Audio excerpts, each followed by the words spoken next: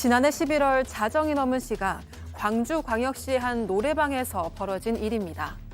한 무리의 남성 손님들이 들어섰고 여성 종업원을 불러 다과를 가져달라고 했는데요. 약 1분 정도 지나서 다과를 들고 방으로 들어선 종업원. 그런데 그 방에서는 경악할 광경이 펼쳐졌습니다. 그래서 문을 탁 여니까 그 자기가 입고 있는 상의는 이거 뒤집어 까서 그러니까 얼굴을 가리고요. 양손은 그 뒷목 손으로 해서 딱 깍지를 끼고 그 기마자세 있잖아요. 네. 기마자세에 딱 취하면 하의는 싹 머리고 노출한 채로 문 앞에 딱 그렇게 서 있는 거예요. 근데 성추행으로 결론 날 줄 알았던 이 사건. 하지만 이상하게 꼬이기 시작했다고 하는데요. 노래방 사건 그 이후 무슨 일이 벌어진 걸까요? 자, 저희가 제보를 받은 사건입니다. 지난해 11월 광주에서 한 노래방에서 벌어진 일인데 다시 한번 좀 정리를 해보죠. 네, 지난해 11월 12일 자정쯤에요. 광주의 한 노래방에 20대 후반 정도로 보이는 남자 손님 8명이 옵니다. 이 당시에 가게는 그 노래방 사장 대신에 그 여자친구가 보고 있었다고 합니다. 그래서 이 여성이 남성들을 방으로 안내를 했고요.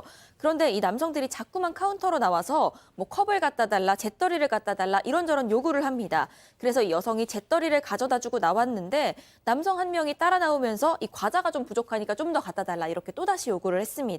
그래서 이 여성이 이번엔 과자를 들고 방 안으로 들어갔더니요. 남성들이 저렇게 문 앞에서 이 윗옷은 얼굴을 가리고 목 뒤로 양손을 올리고 하의는 다 벗은 채로 저렇게 신체 부위를 내놓고 흔들면서 문 앞에 서 있었다고 합니다. 박 변호사님, 네. 저거는 보통 이제 축구에서 골 네. 넣고 막 기분 좋아서 세레머니 할 때 저렇게 뒤집어서 막 얼굴에 하지 않습니까? 그렇게 하는 경우도 있죠. 예. 그리고 선수가 하는데 이 특정 신체 부위를 좀 드러내놓고 하는 그런 모습이 아마 충격적이지 않았을까 생각이 됩니다. 그러다 보니까 경찰에 신고했고요. 파출소 경찰관들도 출동을 했다고 해요. 처음에는 이제 안 했다고 하지만 나중에는 이 남성들도 인정을 했습니다. 그리고 또 그 했던 사람들 그 인적 사항도 지목해서 지금 다 적었다고 하고요. 그 이후에 이제 여성하고 사장이 이 고소장을 접수를 했는데요. 예. 또 여자친구가 지금 이걸 보고 있었잖아요. 예, 예. 그 일 때문에 정신과 치료 아이고야. 석 달 정도 받아서 이 의사소견서도 제출했다고 합니다. 자, 그런데 말이죠. 잠깐 의외의 상황이 벌어졌습니다. 두 번째 사건 체크포인트 짚어보죠. 그들은 죄가 없다. 없다가 아니라 없다? 의문문입니다. 자, 이게 양 변호사님 무슨 얘기일까요? 그러니까 고소하고 넉 달이 지나도 아무 연락이 없었다라고 합니다. 그래서 의아해서 경찰에 이렇게 문의를 했더니 죄가 딱히 안 돼서 불송치 결정을 했다라는 답변을 받았다는 겁니다.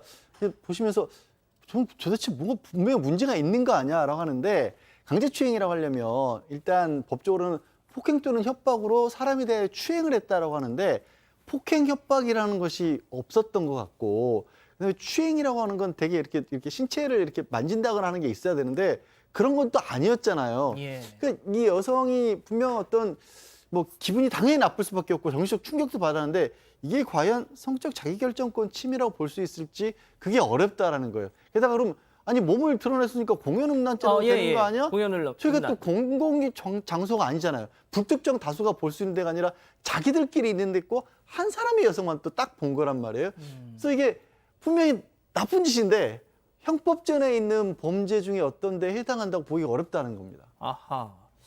자, 일단 이 정확한 상황을 알기 위해서는 그 노래방 그 룸 안에 영상이 있어야 하는데 일단 뭐 아시다시피 그 룸 안에 CCTV를 달 수는 없잖아요. 그래서 지금 보신 것처럼 복도 쪽 CCTV만 저희가 볼 수 있는 건데 자, 일단 그거라도 보면서 좀 얘기를 해봐야 될 것 같은데 그거는 이 기자가 좀 다시 설명해 주시죠. 네, 당시 상황을 좀 알 수 있는 그런 영상인데요. 일단 여성이 무언가를 이렇게 방 안에 가져다 주고 나온 상황입니다. 그리고 뒤따라서 이 남성이 나와서 다시 여성에게 이 과자를 달라 이렇게 요청을 하러 나온 겁니다, 지금.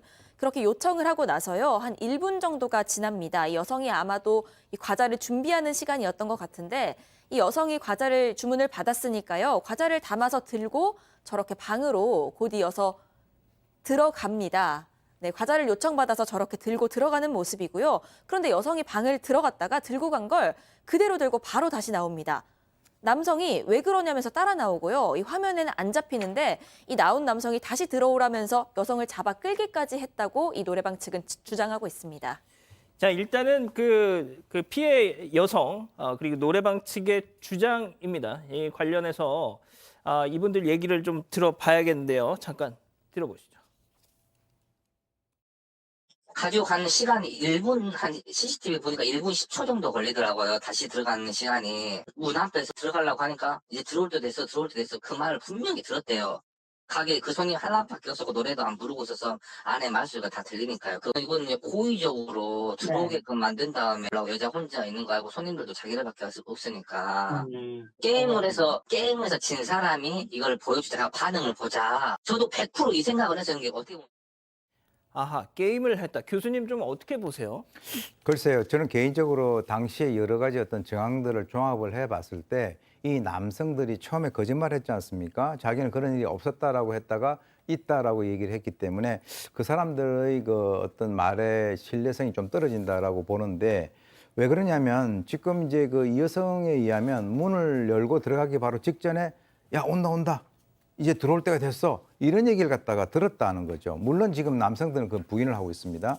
그렇기 때문에 여성 측은 자기가 들어오는 것을 이미 알고 있는 상태에서 준비를 했다가 그런 식으로 했다.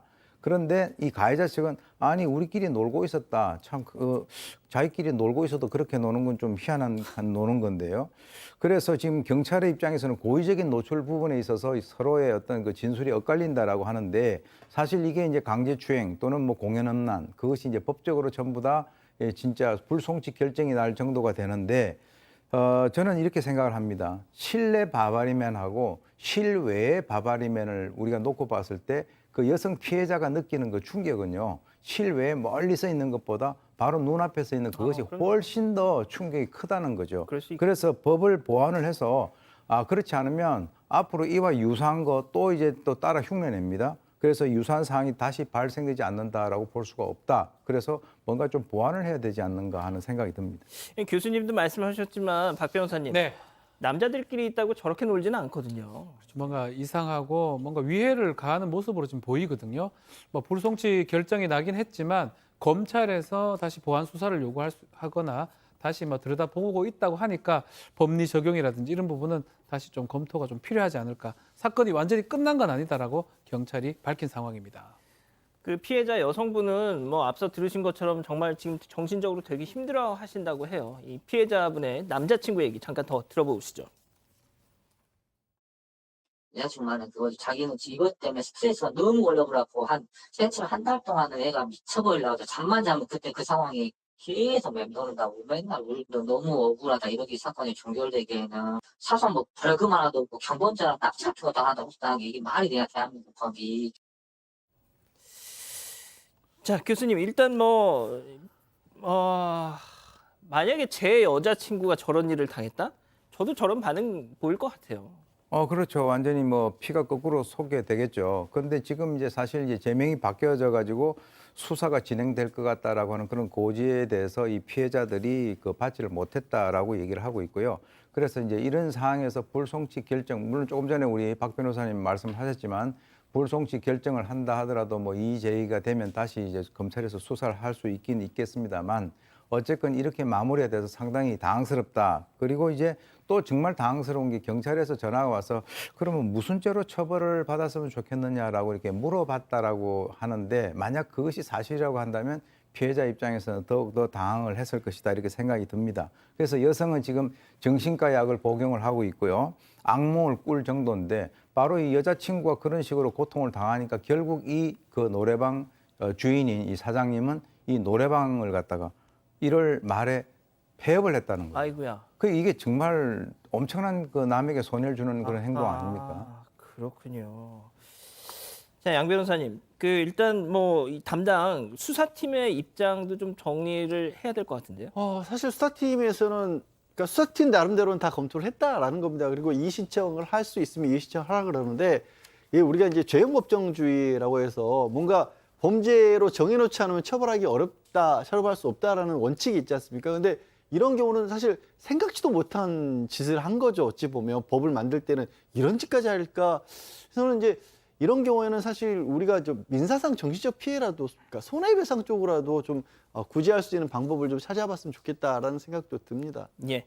자, 피해 여성 또 그리고 피해 여성의 남자친구인 노래방 사장님의 입장만 전달했다라고 그 손님들이 생각을 하신다면, 그래서 자신들이 일방적으로 매도당한 거라고 생각을 하신다면, 물론 저희는 이걸 주장이라고 전제를 하고 소개해드린 건데, 반론이 있으시다면 저희한테 언제든 또 연락을 주십시오. 자, 두 번째 사건 이렇게 정리하고요. 이 사건의 진실을 추적하고 싶으십니까? 그렇다면 사반 채널을 구독해주세요. 지금까지 이자연 기자였습니다.